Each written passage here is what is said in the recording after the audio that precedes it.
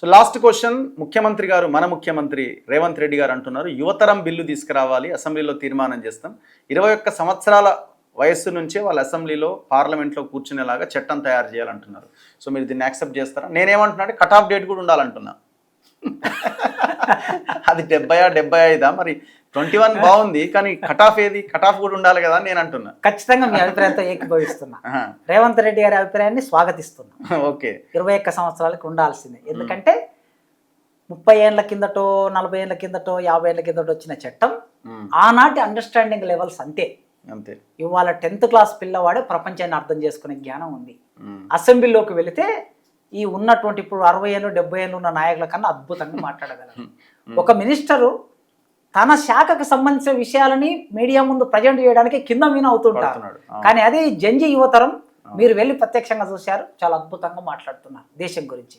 కనుక వాళ్ళు అసెంబ్లీలోకి రావాలి, వాళ్ళు పార్లమెంట్లోకి రావాలి, వాళ్ళు చట్టసభల్లోకి రావాలి. వచ్చినప్పుడే వాళ్ళకి ఒక పెయిన్ ఉంటుంది, ఎక్కడి నుంచి వచ్చామని. దానికోసం వాళ్ళు పోరాటం చేస్తారు. కానీ మళ్ళీ వెనకాల లీడర్ల పిల్లలు మన వల్లే మళ్ళీ వచ్చే ప్రమాదం ఉందని ఒక ఇది ఉన్నట్టున్నది కదా. అయితే ఆ అవకాశం ఉంది కానీ ఇప్పుడు ఈ జంజీ ఉద్యమం అనేక ప్రశ్నలు ముందుకు తీసుకొచ్చింది కదా. తీసుకొచ్చినప్పుడు మళ్ళీ రాజకీయ నాయకుల వారసులనే ముందుకు తీసుకొస్తే అప్పుడు ఖచ్చితంగా వాళ్ళు క్వశ్చన్ చేస్తారు. ఇది చైతన్యవంతంగా ఉంది కనుక.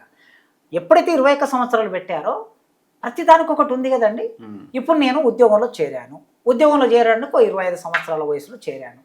65 ఏళ్ళకి నేను రిటైర్డ్ అవుతున్నా కదా, మరి రాజకీయ నాయకులకు ఎందుకు రిటైర్మెంట్ లేదని నేను క్వశ్చన్ చేస్తున్నాను. నడవలేని రాజకీయ నాయకులు ఎందుకు సీట్లో కూర్చోవాలి? మాట్లాడలేని రాజకీయ నాయకులు ఎందుకు సీట్లో కూర్చోవాలి? అనారోగ్యంగా ఉన్న రాజకీయ నాయకులు ఇంట్లో కూర్చొని రెస్ట్ తీసుకోవచ్చు కదా.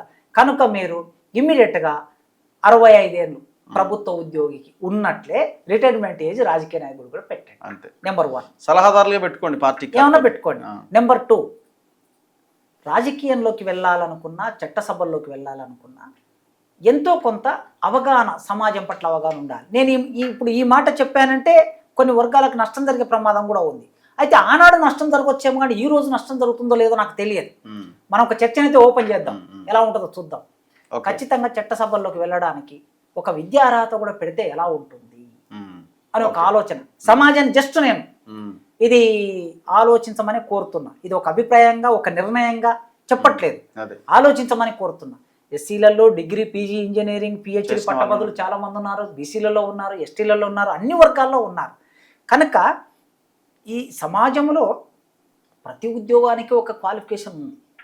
కానిస్టేబుల్కి వెళ్ళాలన్న ఒక క్వాలిఫికేషను, జూనియర్ అసిస్టెంట్కి వెళ్ళాలన్న క్వాలిఫికేషన్, పిహెచ్డి ఏది మన ప్రొఫెసర్కి వెళ్ళాలన్న, కలెక్టర్కి వెళ్ళాలన్న క్వాలిఫికేషన్ ఉన్నప్పుడు రాజకీయ నాయకులకు ఎందుకు ఉండొద్దు అనే ఒక చర్చ కూడా జరుగుతుంది. కనుక రేవంత్ రెడ్డి గారు చొరవ చేసి అది అసెంబ్లీ ద్వారా అయితే ఇమీడియట్గా చేయండి, లేట్ చేయకుండా. లేదా అది పార్లమెంటు ద్వారా కావాల్సిందంటే పార్లమెంటు మీద ఒత్తిడి పెట్టి మీరు 100 మంది ఎంపీలు మీ పార్టీ వాళ్ళు ఉన్నారనుక చర్చ పెట్టండి.